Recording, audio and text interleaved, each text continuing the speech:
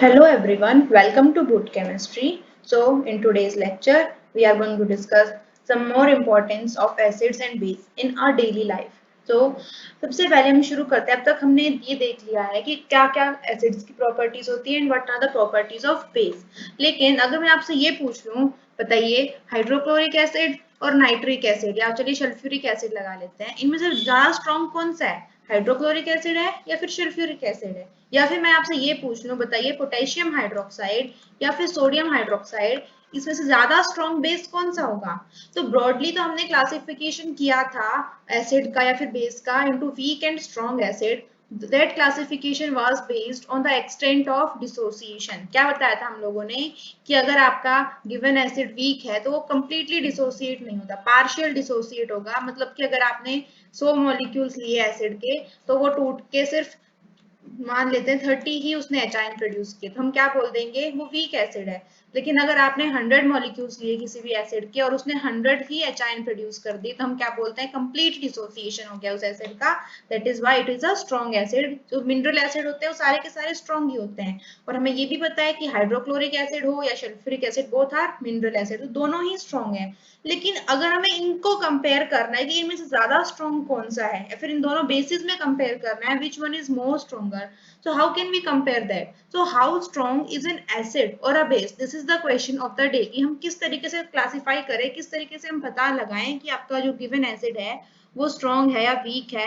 अगर आपको 4-5 एसिड दे दिए जाए और फिर आपसे पूछ लिया जाए, बताइए इसमें से कौन सा एसिड स्ट्रॉन्ग है, कौन सा एसिड वीक है, कई बार आपको उनके नाम भी नहीं पता हो, तो आप किस तरीके से उसे कंपेयर करेंगे? ठीक है, तो इस प्रॉब्लम का solution, how strong is an acid और अ बेस, इस प्रॉब्लम का सॉल्यूशन का नाम है यूनिवर्सल इंडिकेटर।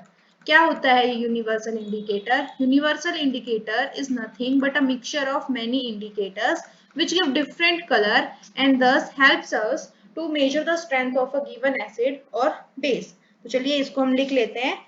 यूनिवर्सल इंडिकेटर की डेफिनेशन क्या है? Universal indicator, it is a mixture, where is my pen, it is a mixture of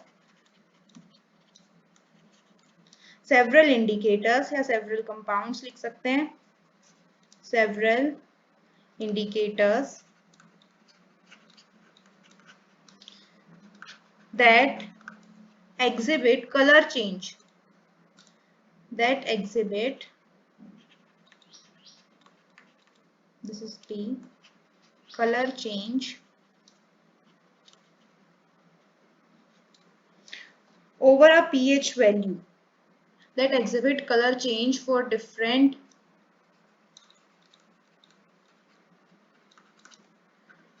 acid or base having different strength, or in short we can say it is a mixture of several indicators which is used to compare the acidic or basic strength। ज़्यादा better definition क्या होगी? It is a mixture of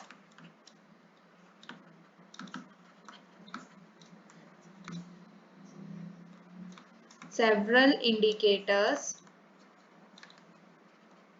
which is used to compare the strength of acid and base।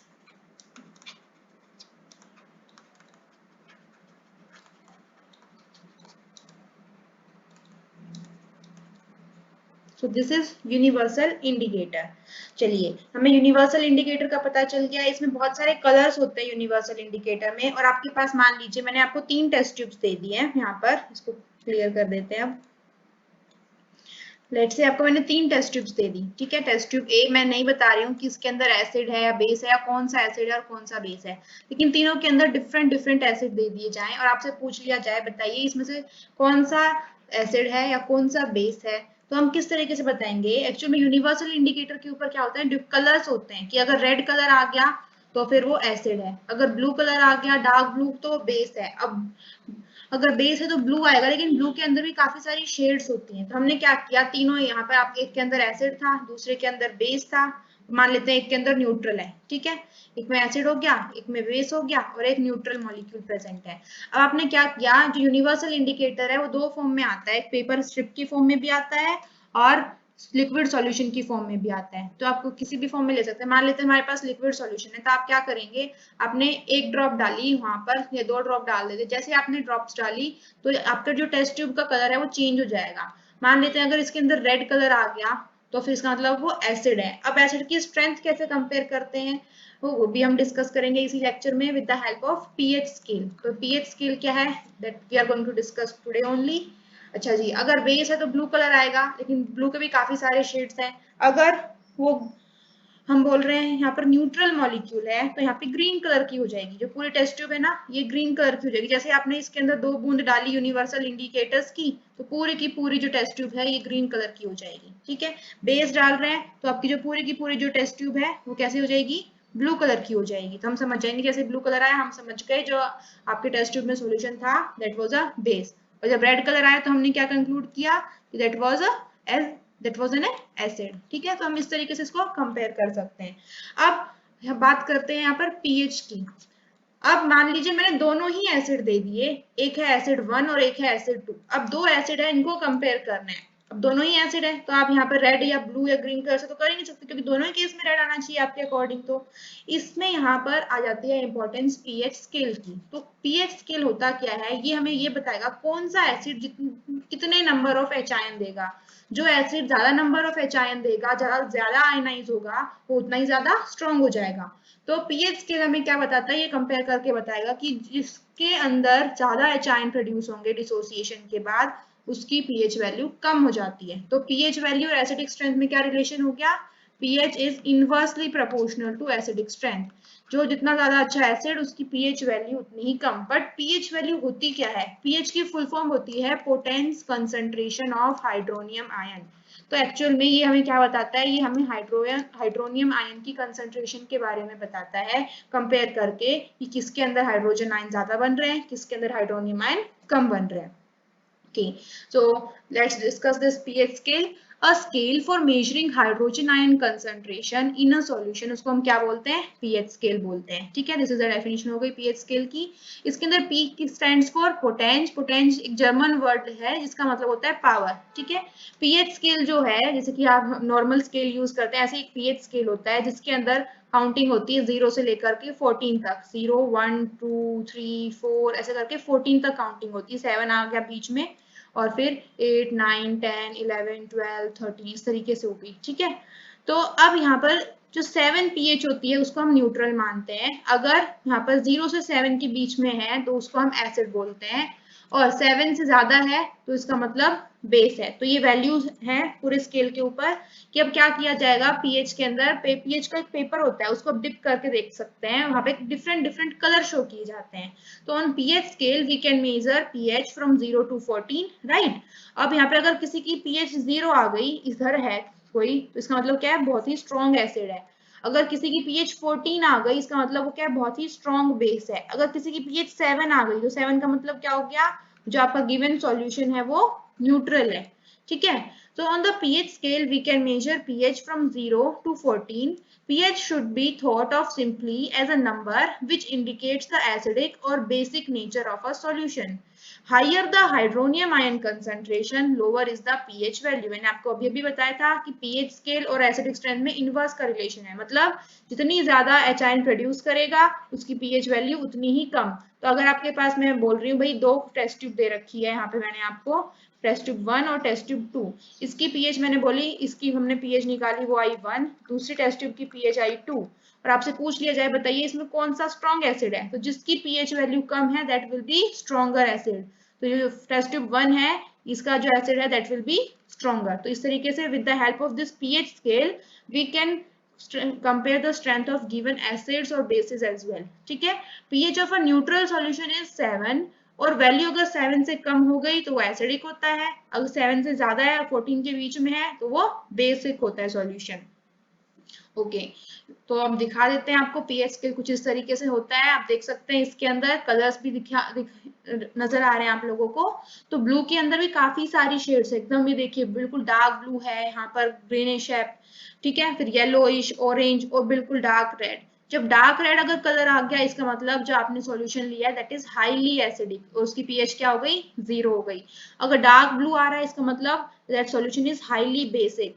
अगर 7 means green colour का आ रहा है आपका solution, आपकी test tube green colour की हो गई, इसका मतलब क्या, जो सॉल्यूशन है उसकी पीएच 7 है। ठीक है, तो सबसे ज्यादा एसिडिक स्ट्रॉन्गेस्ट एसिड यहाँ पर होगा, यहाँ पर होगा स्ट्रॉन्गेस्ट एसिड। ठीक है, और यहाँ पर होगा स्ट्रॉन्गेस्ट बेस, दिस यहाँ पे क्या है हमारा स्ट्रॉन्गेस्ट बेस, और बीच में न्यूट्रल। अब वीक एसिड, जब आप यहाँ से इस डायरेक्शन में जाओगे तो क्या होगी, एसिडिक स्ट्रेंथ कम होगी, तो यहाँ पर जो प्रेजेंट होंगे ये वीक एसिड होंगे। ठीक है, ये हो गए वीक एसिड। धीरे धीरे करके एसिडिक स्ट्रेंथ डिक्रीज होती जा रही है, कम कम हो गई, कम हो गई, कम हो गई, इतनी कम होती जा रही है। उसके बाद धीरे धीरे क्या हो गई, अभी बेसिक स्ट्रेंथ की तरफ जाने लग गई। अब बेसिक स्ट्रेंथ की अगर हम बात करें तो वो इंक्रीज होती चली जाएगी।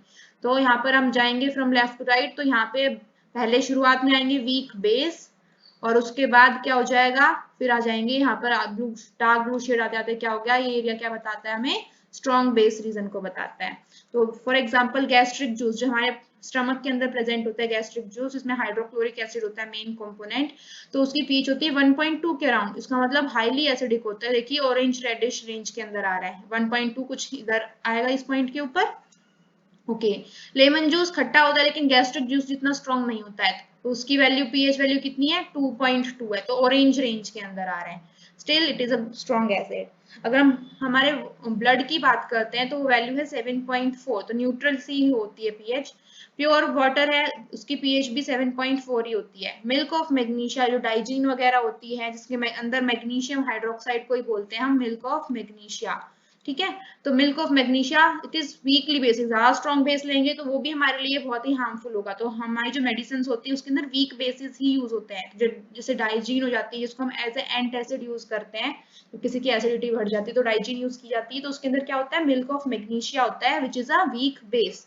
ठीक है, सोडियम हाइड्रोक्साइड की अगर हम बात करते हैं तो काफी स्ट्रॉन्ग बेस हो गया। अब यहाँ से अगर आप एच आयन की टर्म्स में बात करना चाहें तो हम क्या बोलेंगे कि यहाँ पर स्ट्रॉन्ग एसिड है, इसका मतलब यहाँ पर एच आयन की कंसेंट्रेशन सबसे ज्यादा है।